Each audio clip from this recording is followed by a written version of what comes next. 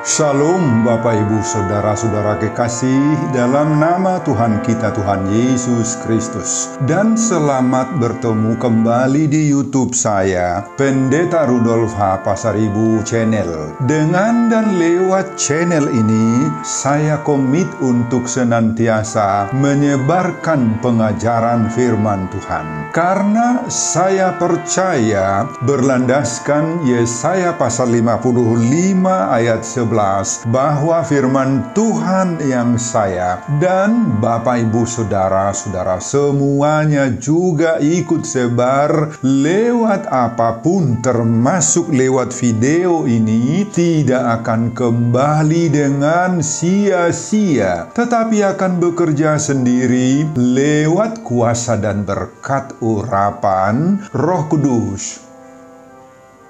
Mari Bapak Ibu dan Saudara-saudara semuanya, saya ajak untuk membantu saya menyebarkan pengajaran firman Tuhan khotbah di ibadah minggu keempat sesudah Trinitatis 10 Juli 2022. Terambil dari kitab Ulangan pasal 30 ayat 11 sampai dengan ayat 14 dan epistel dari kitab Kolose pasal 1 ayat 1 sampai dengan ayat 14. Diikat oleh topik atau tema memberitakan dan melakukan firman Tuhan. Dalam bahasa Batak Toba dituliskan mamaritahon huhut mengulahon hata ni debata. Saya baca untuk kita, mari Bapak Ibu dan Saudara-saudara, simaklah pembacaan firman Tuhan berikut ini. Perikop Ulangan pasal 30 mulai dari ayat 11 sampai dengan ayat 20 berjudul Kehidupan atau Kematian. Khotbah kita dari ayat 11 sampai dengan ayat 14. Sebab perintah ini yang kusampaikan kepadamu pada hari ini tidaklah terlalu sukar bagimu dan tidak pula terlalu jauh. Tidak di langit tempatnya sehingga engkau berkata, siapakah yang akan naik ke langit untuk mengambilnya bagi kita dan memperdengarkannya kepada kita supaya kita melakukannya? Juga tidak di seberang laut tempatnya sehingga engkau berkata, siapakah yang akan menyeberang ke seberang laut untuk mengambilnya bagi kita dan memperdengarkannya kepada kita supaya kita melakukannya? Tetapi firman ini sangat dekat kepadamu, yakni di dalam mulutmu dan di dalam hatimu untuk dilakukan. Bapak, Ibu, dan Saudara-saudara, demikianlah nats khotbah kita di ibadah minggu keempat sesudah Trinitatis tanggal 10 Juli 2022. Dihubungkan dengan topik minggu memberitakan dan melakukan firman Tuhan. Mamaritahon huhut mangulahon hata ni debata. Bapak, Ibu, dan Saudara-saudara, Tuhan sudah membawa bangsa Israel keluar dari perbudakan di Mesir yang berlangsung 400-an tahun menuju tanah Kanaan, tanah perjanjian. Di tengah perjalanan yang penuh tantangan dan pergumulan itu, bangsa Israel berulang kali jatuh dalam dosa, yakni bersungut-sungut, penyembahan berhala, dan pemberontakan kepada Tuhan lewat Musa. Mereka sungguh-sungguh menyakiti hati Tuhan dengan tidak taat pada perintah-perintah Tuhan. Akibatnya, Tuhan menghukum bangsa itu. Perjalanan mereka tidak tulus langsung ke negeri Kanaan. Mereka harus berputar berkeliling melewati berbagai-bagai daerah yang tidak harus dilewatinya. Sehingga bangsa itu harus mengembara di padang gurun selama 40 tahun. Hampir seluruh generasi pertama dari bangsa Israel yang keluar dari Mesir itu tidak diizinkan Tuhan memasuki tanah perjanjian, tanah Kanaan. Mereka dibinasakan di padang gurun itu. Alkitab mencatat bahwa hanya Joshua dan Kaleb sajalah dari generasi pertama ini yang diizinkan Tuhan memasuki tanah Kanaan. Kini, saat khotbah ini, bangsa itu telah sampai di dataran Moab dan tengah bersiap-siap untuk masuk dan menduduki tanah Kanaan. Musa menyadari bahwa ia tidak lama lagi akan berpisah dengan mereka, sebab Tuhan sudah berjanji kepadanya bahwa Musa tidak diizinkan oleh Tuhan memasuki tanah Kanaan. Dia mengumpulkan seluruh umat itu, dan untuk terakhir kalinya Musa kembali mengingatkan mereka. Inilah arahan dan pidato perpisahan terakhir dari Musa kepada bangsa Israel. Apa isinya? Musa menyadarkan umat itu tentang siapa mereka, siapa Israel itu sendiri. Mereka tadinya hanya sebagai hamba atau budak di Mesir, tetapi Tuhan melepaskan mereka dari perhambaan perbudakan itu sehingga mereka menjadi suatu bangsa yang khusus bagi Tuhan. Tidak lama lagi, mereka akan memiliki tanah air sendiri. Mereka akan punya negeri sendiri, pemerintahan sendiri. Mereka merdeka. Mereka akan punya rumah, punya pertanian, mereka akan makmur maju. Tetapi sebelum itu mereka terima, Musa sekarang mendorong dan mengingatkan umat itu agar jangan lupa kepada Tuhan Allah yang menyelamatkan mereka. Jangan beralih kepada penyembahan berhala dewa-dewi yang lain. Musa meminta bangsa itu sendiri untuk membuat suatu komitmen baru. Apakah mereka mau memilih kehidupan atau memilih kematian? Apakah mereka mau memilih berhala atau memilih menyembah Allah Yahweh? Bapak, Ibu, dan saudara-saudara, khusus dalam nats khotbah kita ini, pada Ulangan pasal 30 mulai dari ayat 11 sampai dengan ayat 14, Musa memusatkan arahan dan pembekalan terhadap hukum, perintah, firman, dan kehendak Tuhan itu, agar bangsa Israel tidak mau berdalih, beralasan menjauhi, dan menolak perintah Tuhan. Musa mendorong umat Israel agar mereka mau mendengar suara Tuhan, suara Allah, dengan berpegang teguh pada perintah dan ketetapan-ketetapan Tuhan yang tertulis dalam kitab Taurat itu. Dan selain itu juga Musa memberi alasan kenapa ia mau mendorong umat itu supaya mereka mendengarkan suara Tuhan Allah, supaya mereka mau berpegang pada perintah dan ketetapan-ketetapan Allah yang tertulis dalam kitab Taurat. Alasannya karena perintah, hukum, firman, dan kehendak Tuhan itu bukanlah sesuatu yang terlalu sukar. Dia tidak jauh, dia sudah berada di mulut, di hati daripada bangsa itu sendiri. Musa mengharap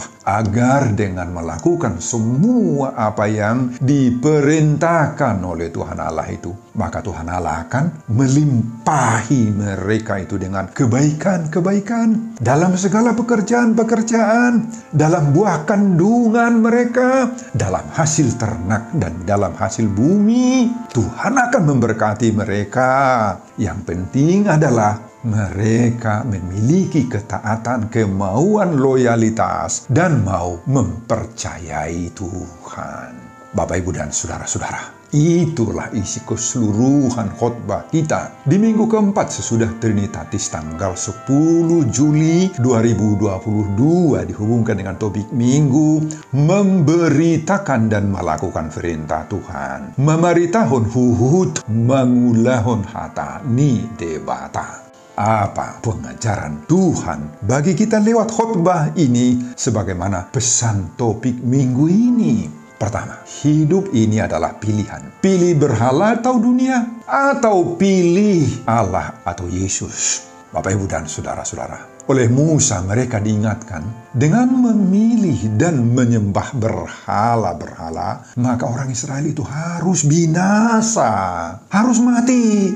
tidak akan berlanjut umurnya. Itu ditulis pada ayat 17 sampai 18. Saudara, perjanjian lama banyak sekali mengingatkan bangsa Israel agar menjauhi berhala-berhala. Kenapa? Karena berhala itu tidak memberi apa-apa. Berhala-berhala itu bodoh, dungu. Petunjuk dewa itu sia-sia. Karena ia hanya kayu belaka. Itu ditulis oleh Yeremia pasal 10 ayat 8-10. Pada Mazmur 135 ayat 15 sampai 18, pemazmur mengingatkan berhala bangsa-bangsa adalah perak dan emas buatan tangan manusia. Mempunyai mulut tetapi tidak dapat berkata-kata. Mempunyai mata tetapi tidak dapat melihat. Mempunyai telinga tetapi tidak dapat mendengar. Juga nafas tidak ada dalam mulut mereka. Seperti itulah jadinya orang-orang yang membuatnya. Semua orang yang percaya kepadanya. Bapak, Ibu, dan saudara-saudara. Tetapi dengan memilih kehidupan, kata Musa, dengan memilih Allah Yahweh, memilih Yesus bagi kita, maka engkau akan hidup.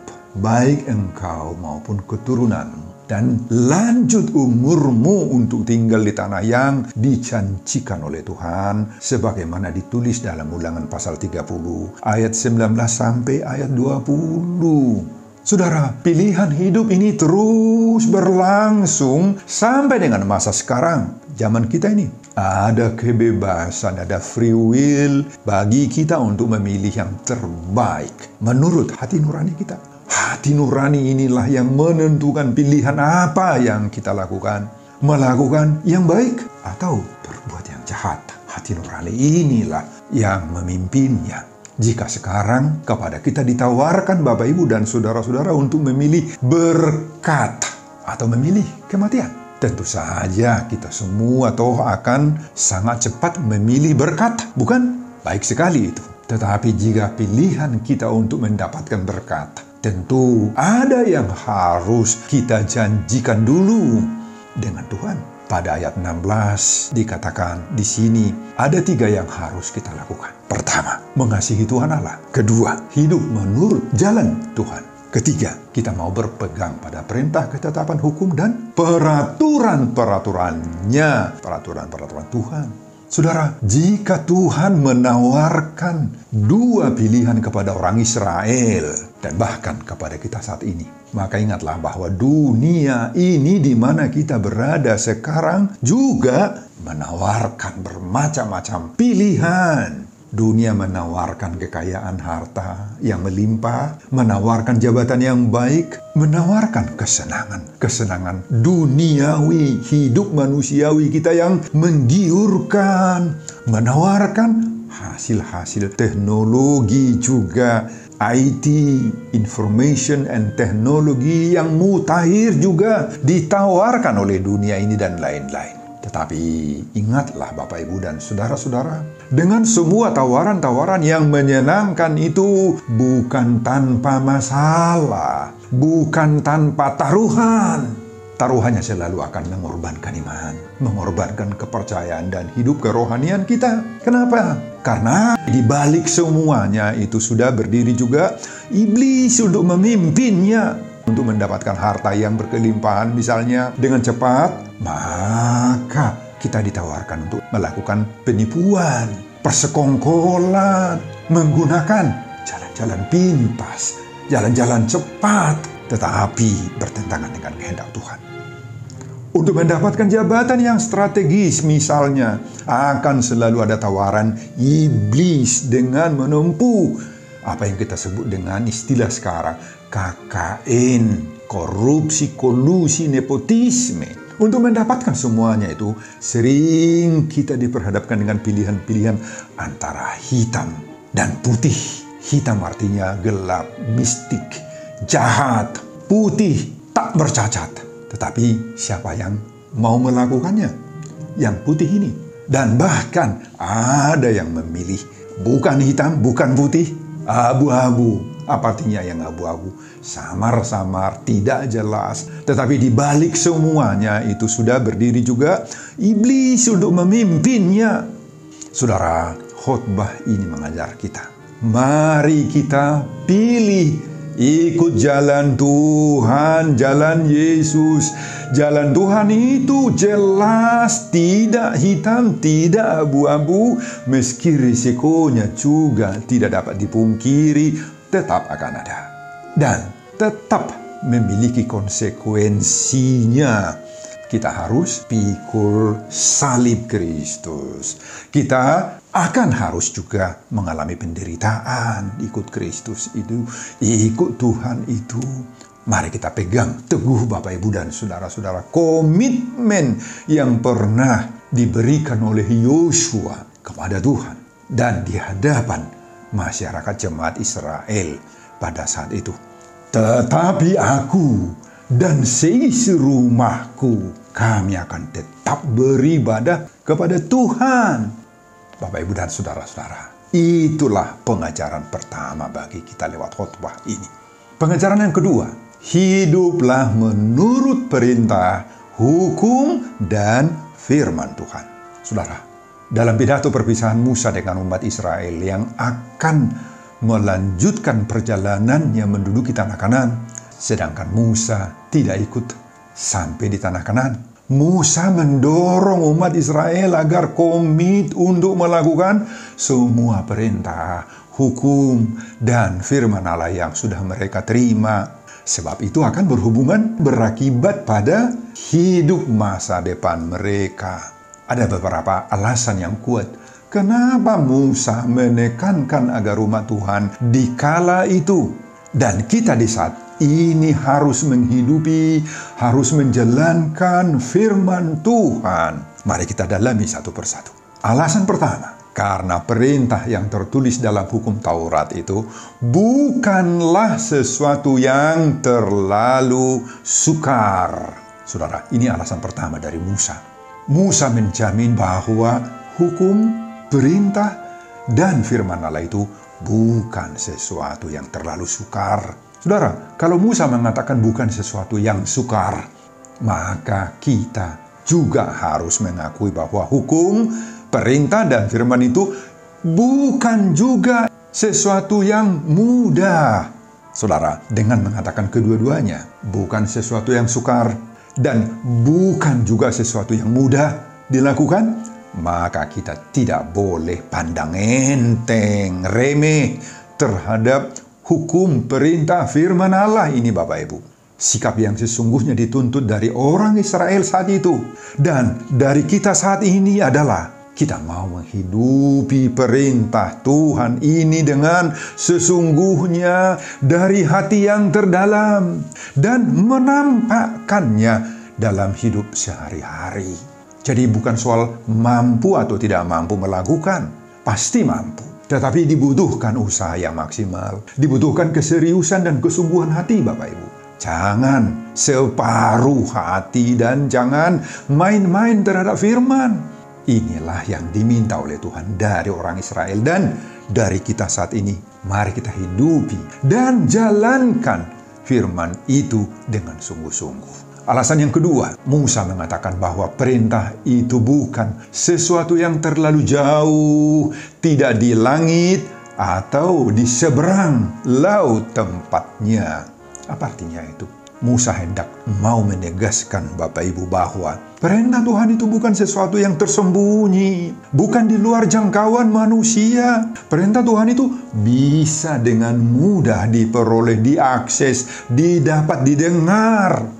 Kalau Musa mengatakan tidak di seberang laut tempatnya, bahwa perintah Tuhan itu sungguh-sungguh realistis, nyata, di hadapan kita, di dekat kita, sudah diberikan oleh Tuhan kepada orang Israel pada saat mereka di Gunung Sinai. Bagi kita saat ini Bapak Ibu, Yesuslah firman itu toh. Yesuslah firman itu. Itu sebabnya Yohanes pasal 1 ayat 1 mengatakan, pada mulanya adalah firman. Firman itu bersama-sama dengan Allah dan firman itu adalah Allah. Dan Yohanes pasal 1 ayat 14-nya juga mengatakan, firman itu telah menjadi manusia dan diam di antara kita. Itulah Yesus Kristus. Amin Bapak Ibu. Jadi firman Tuhan itu bukan sesuatu yang mengawang-awang, yang tidak konkret, hanya teori belaka, bukan. Firman Allah itu sangat-sangat dan sungguh-sungguh realistis. Itulah Yesus bagi kita dan firman-Nya yang sudah tertulis baik dalam perjanjian lama maupun dalam perjanjian baru.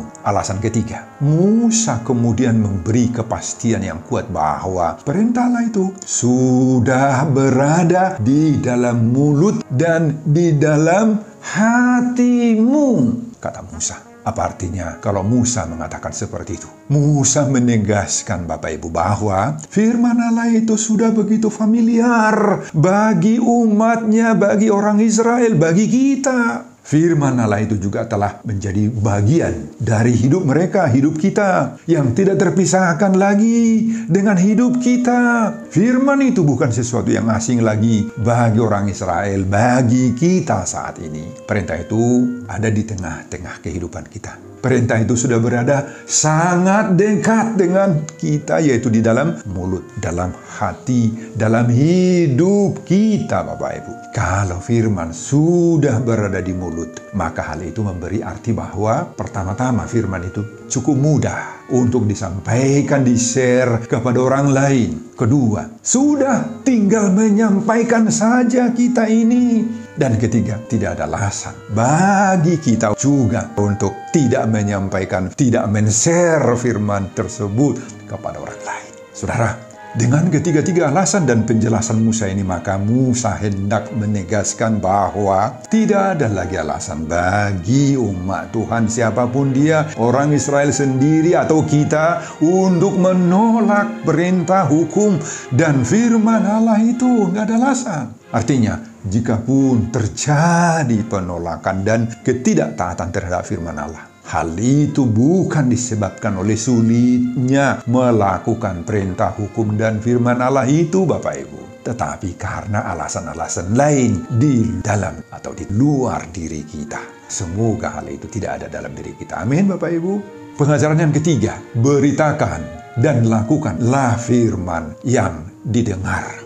Saudara, inilah panggilan Tuhan bagi kita di saat mendengar khotbah ini. Agar supaya kita mau dengan senang hati, sudi kiranya memberitakan, melakukan firman yang kita sudah dengar. Bapak, Ibu, dan saudara-saudara, di zaman sekarang yang serba canggih, firman Tuhan menjadi semakin dekat lagi dalam genggaman tangan kita. Situasi dan kehidupan kita sudah sangat-sangat berbeda dengan pengalaman orang Israel di saat Musa kala itu yang menawarkan kesungguhan hati menerima dan menyambut firman Tuhan ini. Setiap hari kita bisa mendengar firman Allah lewat mendengar channel YouTube misalnya seperti yang sekarang, dengan mengunjungi website suguhan Google, dengan membaca status teman-teman, pendeta-pendeta gereja kita di Facebook, WA, di Instagram, atau ibadah live streaming, dan video-video kesaksian lainnya. Oh, banyak sekali media-media yang bisa kita pakai untuk mendengar, untuk men-share firman Tuhan ini, Bapak Ibu.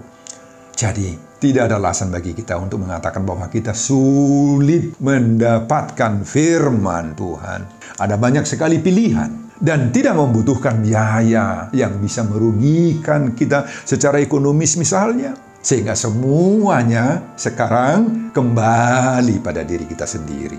Apakah kita mau sungguh-sungguh mendengar firman? Apakah kita sungguh-sungguh mau mengasihi Allah lewat kerajinan kita mendengar firman? Apabila kita sungguh-sungguh mau mengasihi Dia, mengasihi Allah, mengasihi Yesus Kristus, maka kita akan suka mendengar firman lewat media-media sosial yang banyak di-share oleh masyarakat saat ini, dan kita harus mengaminkannya. Jika kita mengasihi firman, maka kita pasti tidak akan membiarkan firman yang kita dengar itu berlalu begitu saja dari ruang telinga kita, atau ketika kita mendengarkan di HP kita, langsung kita skip, kita keluar dari siaran itu. Oh, jangan. Kita tidak akan membiarkan berlalu begitu saja, Bapak Ibu. Selanjutnya, kita akan mengupload aplikasikan dan melakukan firman itu dalam perilaku hidup kita sehari-hari.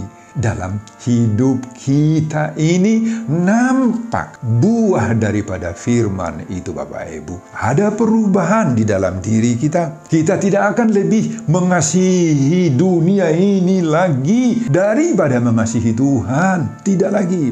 Saudara, khotbah ini mengajak kita semuanya pendengar khotbah ini. Pertama, marilah kita menjadi pelaku firman itu sendiri sebagaimana himbauan Yakobus pada kitab Yakobus pasal 1 ayat 22 ya.